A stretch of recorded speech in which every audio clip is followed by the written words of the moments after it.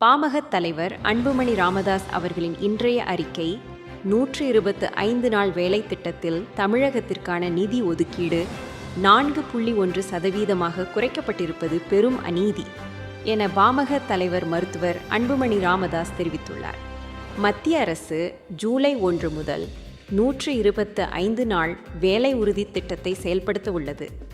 இந்த திட்டத்திற்காக நாடு முழுவதும் ரூபாய் 95,692 கோடி ஒதுக்கப்பட்டுள்ள நிலையில் தமிழகத்திற்கு வெறும் ரூபாய் 3,923 கோடி மட்டுமே ஒதுக்கப்பட்டுள்ளது. தமிழ்நாட்டின் உரிமைகளை பறிக்கும் இந்த முடிவை தமிழக அரசு ஏற்கக்கூடாது என்றும் அவர் வலியுறுத்தியுள்ளார். கடந்த காலங்களில் இந்த திட்டத்திற்கான மொத்த நிதியில் 10%த்திற்கும் அதிகமான தொகை தமிழகத்திற்கு வழங்கப்பட்டு வந்தது. ஆனால் தற்போது அது 4.09% குறைக்கப்பட்டுள்ளது.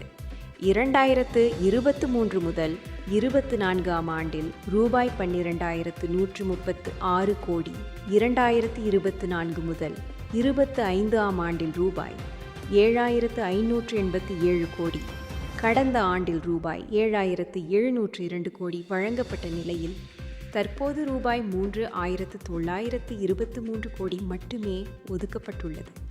இதனால் தமிழக மக்களுக்கு எத்தனை நாட்கள் வேலை வழங்கப்படும் என்பது கேள்விக்குறியாகியுள்ளது.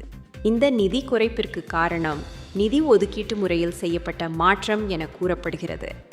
முன்பு மாநிலங்களின் தேவைக்கு ஏற்ப நிதி ஒதுக்கப்பட்ட நிலையில் தற்போது 16வது நிதி ஆணையத்தின் பரிந்துரைகள் அடிப்படையில் நிதி பகிர்வு செய்யப்படுகிறது. இந்த முறையால் தமிழ்நாட்டிற்கான நிதி ஒதுக்கீடு கடுமையாக பாதிக்கப்பட்டுள்ளது. இந்த அநீதியான முறையை ஏற்க முடியாது என அன்புமணி ராமதாஸ் தெரிவித்துள்ளார். மத்திய அரசின் வரி வருவாயில் தமிழ்நாட்டின் பங்களிப்பு சுமார் 10% ஆகும். நாட்டின் மொத்த உற்பத்தி மதிப்பிலும் தமிழ்நாடு முக்கிய பங்காற்றுகிறது. ஆனால் மாநிலங்களுக்கு பகிர்ந்தளிக்கப்படும் நிதியில் தமிழ்நாட்டிற்கு வெறும் 4.07% மட்டுமே கிடைக்கிறது.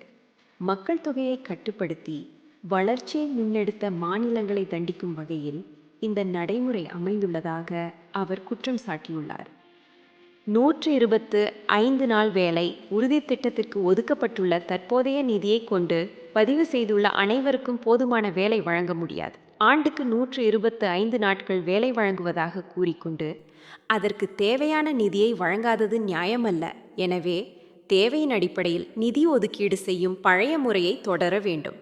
மேலும் இந்த திட்டத்திற்கான மொத்த நிதியில் குறைந்தது 10%த்தை தமிழ்நாட்டிற்கு ஒதுக்க வேண்டும் என்று மத்திய அரசை தமிழக அரசு வலியுறுத்த வேண்டும் என அன்புமணி ராமதாஸ் கேட்டுக்கொண்டுள்ளார்.